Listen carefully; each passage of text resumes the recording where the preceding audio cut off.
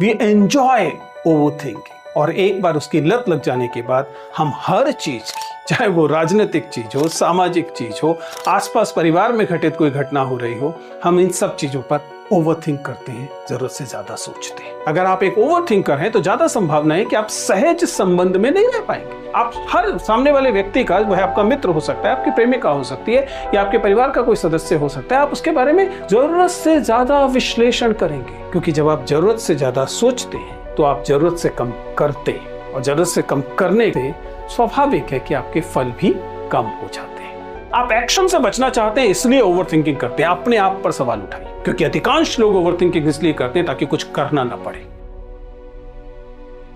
नमस्ते दोस्तों, please sit down में आपका स्वागत है। क्या आपके साथ कभी ऐसा हुआ है कि सारी सारी रात नींद नहीं आ रही और आपका दिमाग व्हाट इफ, क्या होगा अगर के विचार से त्रस्त है, या फिर ऐसा कि आपके पास कोई सिंपल सा टेक्स्ट मैसेज या छोटी सी सूचना आई और आपने घंटों उसको एनालाइज किया, उसका हिडन मीनिंग समझने की कोशिश की?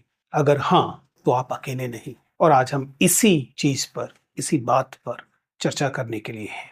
ये जो कॉन्सेप्ट है, ये जो बात है, यह ओवर थिंकिंग कहलाती है। जब हम बहुत ज्यादा अति विचार करते हैं तो यह क्या एक अच्छी चीज है, या इससे बचा जाना चाहिए? क्या इसे रोकने की कोशिश करनी चाहिए? ये है क्या? इन सब चीजों पर बात करेंगे, क्योंकि बार बार विद्यार्थी मैसेजेस दे रहे हैं, अलग अलग जगह पे कमेंट कर रहे हैं कि ओवर थिंकिंग उन्हें परेशान कर रही है। तो जरा समझते हैं कि ओवर थिंकिंग या अति विचार दरअसल है क्या, व्हाट एग्जैक्टली इट इज।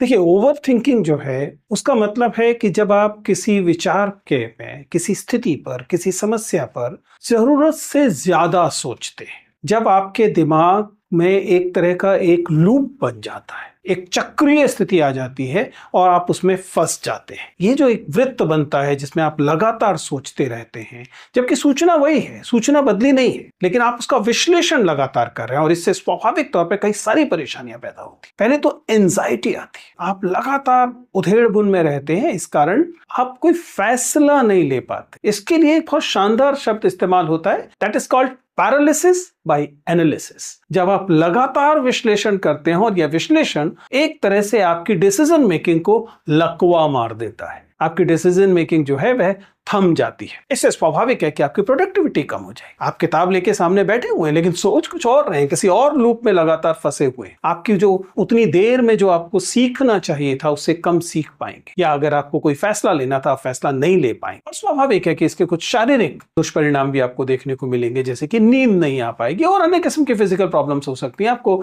कई बार मसल